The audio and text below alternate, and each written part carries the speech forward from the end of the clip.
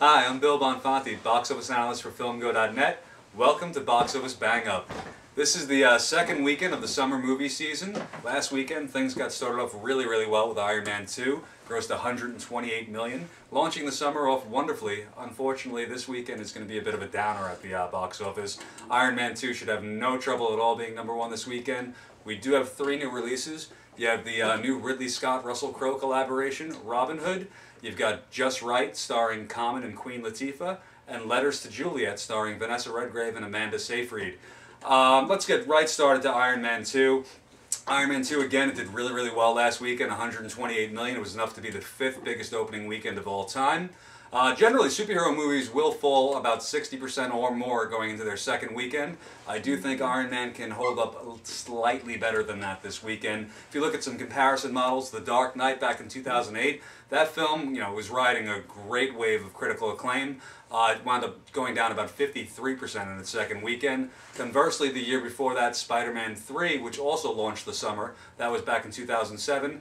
Spider-Man 3, its second weekend, it dropped about 63%. Of course, that film wasn't as loved by audiences as Iron Man 2 seems to be, and it wasn't as loved by critics either. So I think Iron Man 2 will launch right in the middle of that. It'll probably go down about 57% for the weekend. Should pull in another $55 million and be at about $215 million after 10 days, which is quite good.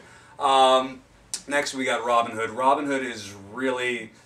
I don't have a good feeling about this one at all. It has no chance of taking Iron Man down this weekend. As we all know, Tony Stark's armor is definitely arrow-proof.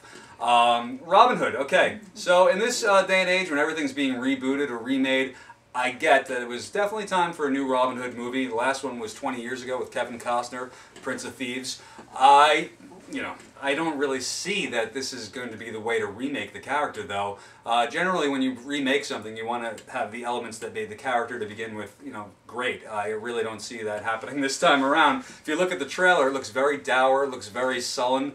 It looks like Robin Hood has no charisma whatsoever in this film, and Robin Hood is a character that's known for his charisma. He's supposed to be witty, he's supposed to be a swashbuckler, he's supposed to be a ladies' man, and he's also actually supposed to be young. Russell Crowe's pushing, what, like 50 now? He's not the right guy to be playing this role. In fact, if you watch the trailer, it really looks like Gladiator back in Sherwood Forest.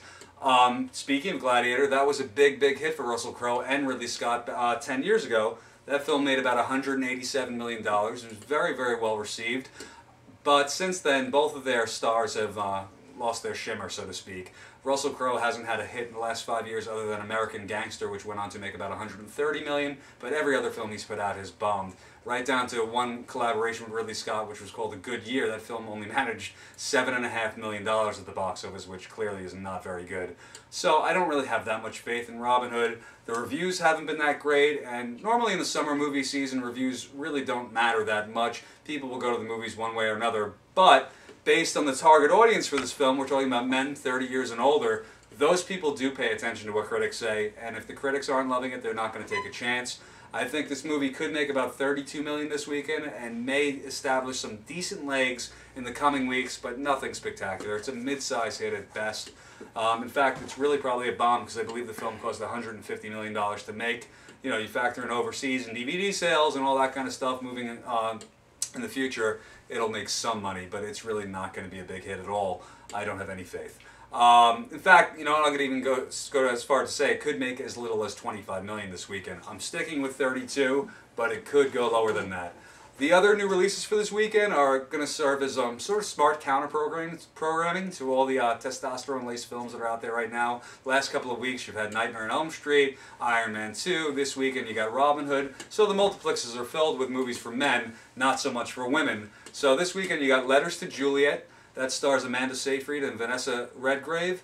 It's a girly girl film, no doubt. Men aren't going to want to see this at all. But it does pull in a broad audience of females. Amanda Seyfried, she's hot off of last February's Dear John. That movie went on to make about $80 million. So she's definitely pulling together a nice fan base of teenage women and younger women. And then you got Vanessa Redgrave, who could bring in the mothers and the grandmothers. So this film should do okay this weekend. It'll make about $15 million, enough for third place, and it should go on to make about $40 to $45 million after that. The last new film for the weekend is Queen Latifah's romantic comedy, sports-themed Just Wright. In the film, she plays a physical therapist who falls in love with the basketball player that she's treating, who is played by Common. urban comedies don't really do that well. I've said this a million times. I'll say it again. Unless Tyler Perry's name appears above the credits, it does not. It is not a Tyler Perry film, so I don't really see this film doing that well. You know, there is direct competition for the female audience from Letters to Juliet, so really it just falls upon African American women to go see this movie. And some of them are going to try to drag their husbands and their boyfriends saying, hey, it's basketball themed, come see this movie, but guess what? The NBA playoffs are Friday and Saturday night, so I don't think any self-respecting man who's into basketball is going to go see a basketball-themed romantic comedy versus staying home and watching the playoffs, which are sure to generate a little more excitement. So I don't really see Just Wright being a hit. It's going to make about $8 million this weekend, which will be enough for the number 4 spot. After that, it'll maybe go on to make about $25 million after that, but not a big hit. So really, that's your movies for this weekend. Next weekend, I'm going to be talking about the box office chances for Shrek Forever After and MacGruber, which, you know what, I'm not going to get into MacGruber right now, but I'm not feeling that one at all. I think it looks terrible. Anyone that's seen the skit knows it's terrible, but hey, it's at 100% on Rotten Tomatoes right now, so go figure. Anyway, those are next weekend's films. Remember to come back to filmgo.net. I've predicted every wide release that's coming out this summer. You can check out all my early weekend predictions for all those movies by visiting the Weekend Popcorn Chart. And that is pretty much it. Have a great night. Thanks for joining me.